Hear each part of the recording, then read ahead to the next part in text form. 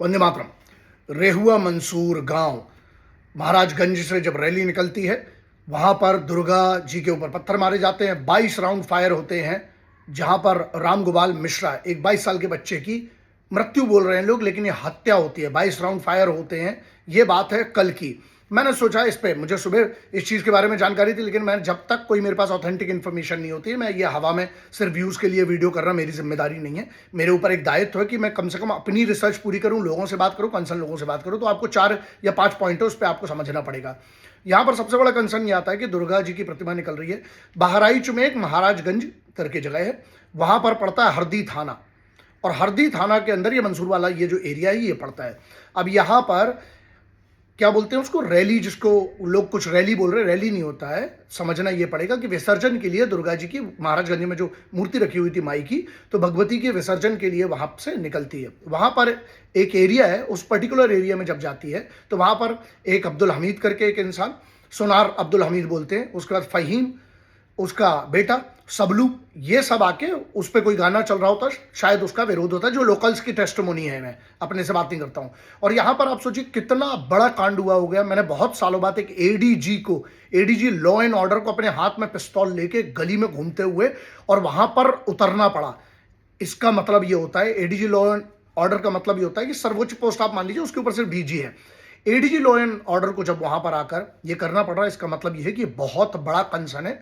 आगजनी हो गई है, लोगों ने अब 3 या 4 बड़े मुद्दे जिसके कारण ये आगजनी हो। पहली बात तो ये 22 राउंड की फायर हुआ है, थाना इंचार्ज वहां पता नहीं, सरकार ने महाराज जी के आदेश पर जो भी हुआ होगा, जैसा भी है, तो वहां पर पूरे के पूरे थाने को सस्पेंड कर दिया गया। लेकिन क्या सस्पेंशन सिर्फ और सिर्फ उस थाने का, हरदी थाने का सिर्फ ये सॉल्यूशन है, या इसमें और कौन लोग इन्वॉल्व है? उस समय एसएचओ वहां पर क्यों नहीं था जब ये वहां से विसर्जन के लिए जा रहे थे? पहला सवाल मेरा। दूसरा प्रश्न मेरा यह है कि जब यहां पर पता है कि अगर कोई कम्युनल टेंशन हो सकती है, तो वहां पर क्यों ऐसे लोग नहीं थे जो इसका सॉल्यूशन निकाल सकते हैं? मतलब मैं बात कर रहा हूं बड़े अधिकारियों की। ये सीधी सी बात है, इंटेलिजेंस को पता होता है, लोकल इंटेलिजेंस होती है, एलआईयूज होती है, उसके बाद क्राइम ब्रांच होती है, एटीएस होता है, बहुत सारी ऐसी यूनिट्स होती है जिनको ये पता होता है कि ऐसा कुछ हो सकता है। तो वहां पर जिम्मेदार कौन है इस बहराइच पूरे जिले में? नाम लेने को तो मैं किसी का भी ले लूं, लेकिन इंक्वायरी जब होगी, इंक्वायरी के बाद जब उस पर एक पूरा डिटेल्ड इन्वेस्टिगेशन के बाद जब जो चीजें आएंगी, मैं उस पर बात करूंगा। हवा में बात करना मेरा कोई मकसद नहीं है, और ना मैं करता हूं इतने साल से, अगर आप मुझे जानते हैं तो। अब इसमें तीसरा एक प्रश्न ये आता है, और तीसरा प्रश्न ये है सबसे बड़ा, कि जब 22 राउंड फायर होते, मतलब ये लीगल वेपन्स की बात हो रही है। वेपन्स क्या थे? क्या लाइसेंस्ड वेपन्स थे? तो लाइसेंस्ड वेपन्स मतलब हर खोखे के हिसाब से उसका पूरा का पूरा हिसाब होना चाहिए, मतलब कौन किसके पास ये हथियार थे। अगर ये लोकल वेपन आए तो ये किसका फेलियर है यहां पर? तीसरा सवाल यह है, इसके बाद जब विधायक इन्वॉल्व हुए तो विधायक भी कूटा गया। विधायक को भी उन लोगों ने मारा है, तो किसने मारा है? क्या पुलिस ने भी मारा है? क्या लोकल्स ने मारा है? और जब ये मिश्रा करके 22 साल का जब बच्चा, इसकी हत्या होती है, 2 लोग जिसमें अस्पताल ले गए, जिसमें से एक की हत्या हो गई, मतलब एक की मृत्यु हो गई, बच्चा अब नहीं रहा। तो यहां पर जब ये कम्युनल टेंशन का आपको जब समझ में आता, जब पहले से इस चीज के बारे में पता होता है, तो इसके प्रिकॉशंस क्यों नहीं लिए गए? और थाना सिर्फ थाना इन्वॉल्व था कि जिले की बात करें, हम डिस्ट्रिक्ट की बात करें, सेंटर की बात करें, तो ये पूरे नीचे से ऊपर तक इसकी एक बहुत डिटेल्ड इंक्वायरी होना जरूरी है। क्यों? उत्तर प्रदेश ने ना बहुत सालों में बहुत मुश्किल से एक छवि बनाई थी उत्तर प्रदेश की पुलिस ने, कि कहीं पर भी दंगे होंगे, कम्युनल कुछ भी होगा, उत्तर प्रदेश पुलिस का एक डिसिप्लिन या भय, या जो जिसको बोलते हैं प्रोटोकॉल जो बन गया था, उसके कारण ऐसा कुछ नहीं होता बहुत लंबे समय से। और यहां पर एक दुर्गा विसर्जन में यह होता है, इसका मतलब है जो आज तक छवि बनाई हुई थी वो पूरी की पूरी एक कांड के कारण पूरी बर्बाद हो चुकी है। तो यहां बहुत बड़ा कंसर्न है राज्य सरकार के लिए, और जो भी लोग इसमें इन्वॉल्व है, विभाग को इसको सीरियसली सही करना पड़ेगा। अब यहां पर चौथा मेरा एक जो सबसे बड़ा कंसर्न है वो ये है कंसर्न, आप ये बात बताओ, क्या सिर्फ ये उत्तर प्रदेश की बात है? नहीं, झारखंड में भी यही हुआ, बंगाल में भी यही हुआ। तो यहां पर ये समझ में नहीं आता, भारत में यदि दुर्गा पूजन के बाद दुर्गा जी के विसर्जन के लिए जा रहा, दशहरे में ये कांड होते कैसे हैं? क्यों नहीं लॉ एंड ऑर्डर का भय है लोगों में? और यहां पर क्या जो बच्चा गया, क्या कर दोगे? नौकरी दे दोगे उसके घर वालों को, थोड़ा सा कॉम्पनसेशन, लेकिन वो बच्चा तो गया ना। और जब 22 राउंड हुए उसके बाद, हाँ, भीड़ ने सबसे ज्यादा, चौथा ये सवाल से ज्यादा चौथा कंसर्न ये था कि जब इस पे ये जो हुए, वहां पर जब गांव में जब भिड़ंत हो गई लोगों की, यहां पे जो विसर्जन में जा रहे थे उन लोगों ने भी लाठी चार्ज हुआ, उन लोगों ने मतलब वहां से उनने रिटेलिएट किया, घरों में दुकानों में तोड़ फोड़ हुई, आगजनी हुई।